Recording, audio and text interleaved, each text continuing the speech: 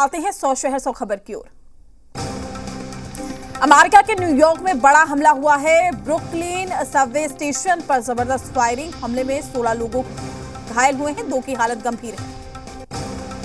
हमले पर New York police ने कहा कि हमलावर ने हरे रंग की जैकेट पहनी हुई थी और हमलावरों की तलाश जारी है।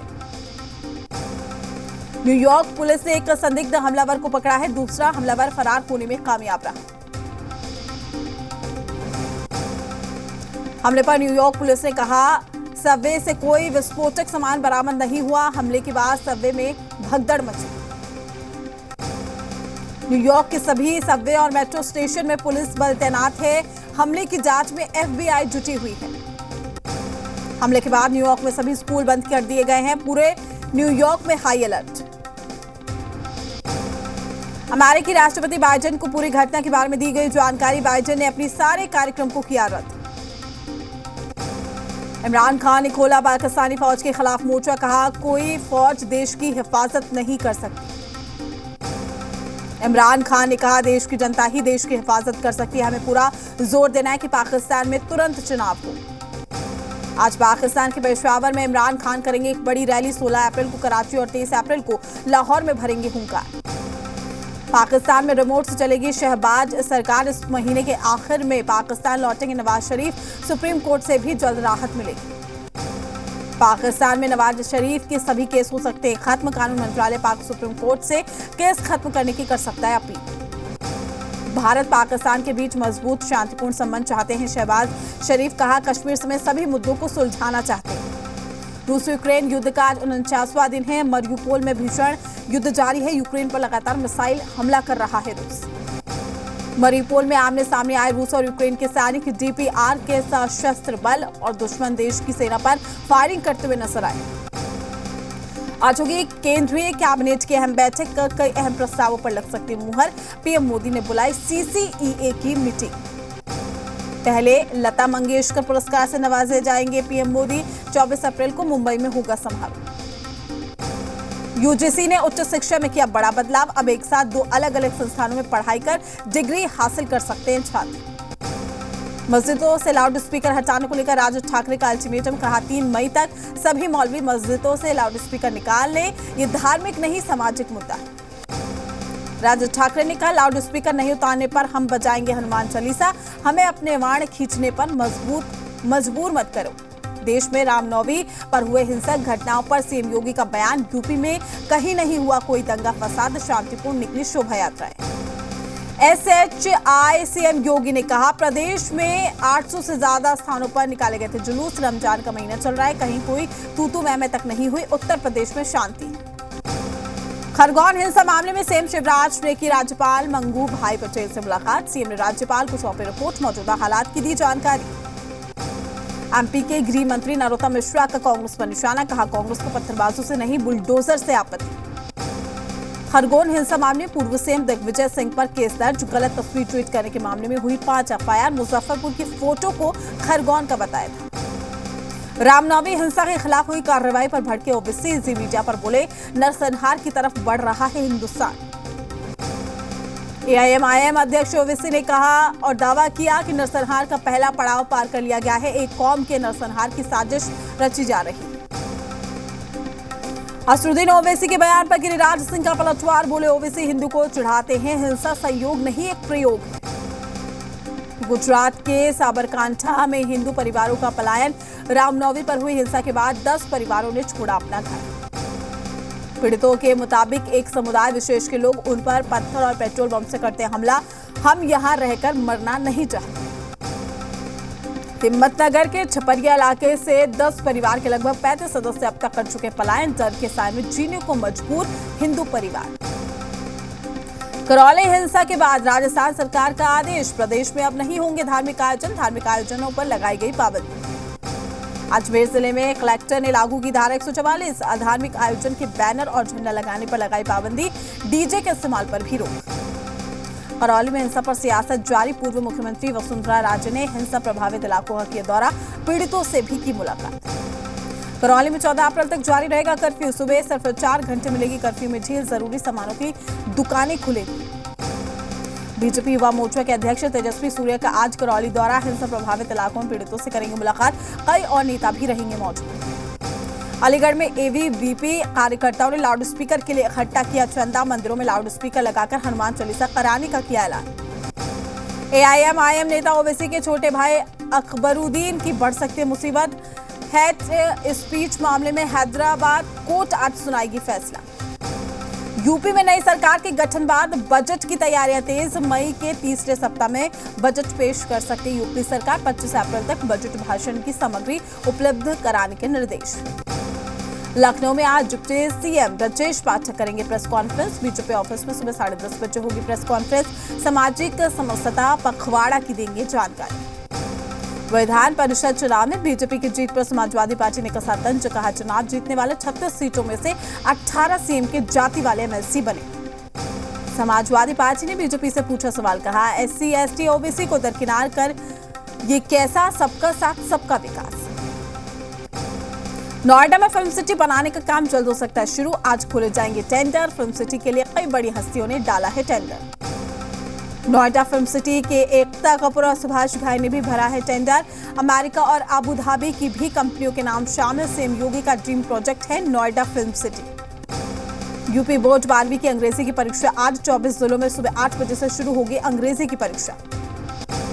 यूपी के सभी जिलों में लोकप्रिय खेलों को किया जाएगा प्रोत्साहित, सीएम योगी के निर्देश पर खेल विभाग तैयार कर रहा है प्रस्ताव।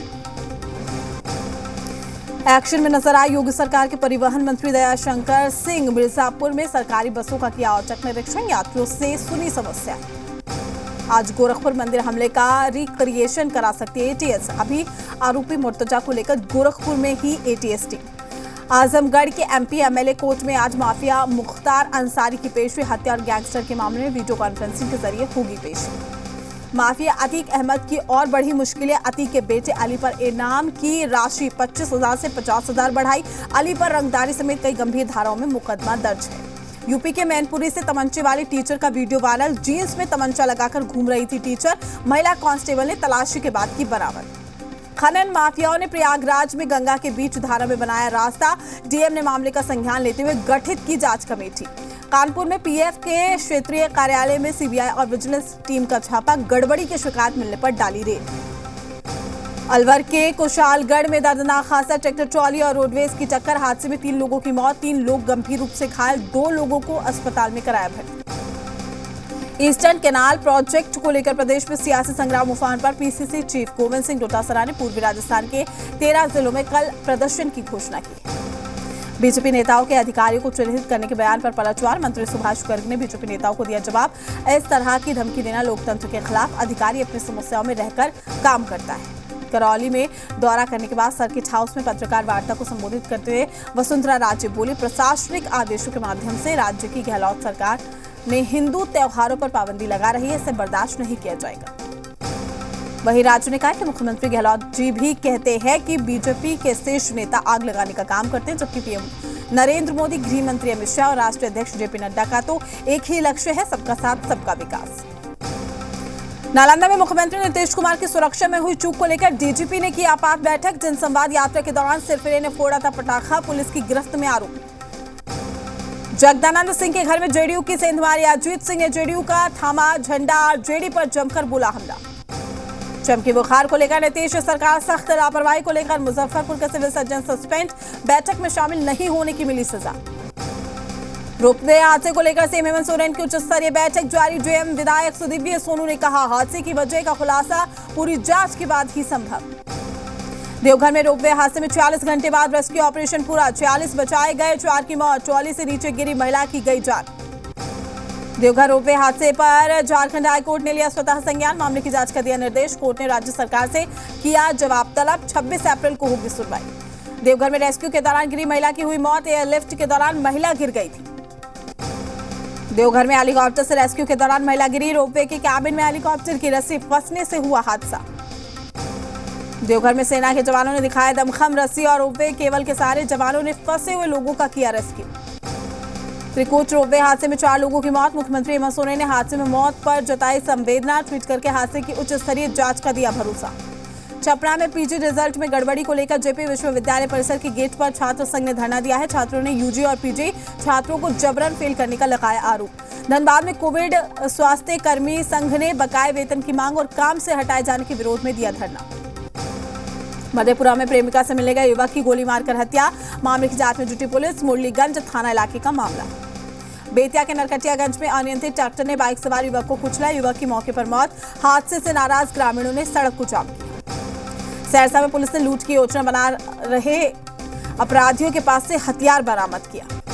सहरसा में बदमाशों ने एक व्यक्ति से 2 लाख रुपए लूटे, बैंक से पैसे निकालकर ला रहा था शख्स। सीसीटीवी में कैद हुई पूरी वारदात। नालंदा में भीषण सड़क हादसा, ट्रक और स्कॉर्पियो की हुई टक्कर, हादसे में 2 पुलिसकर्मी घायल।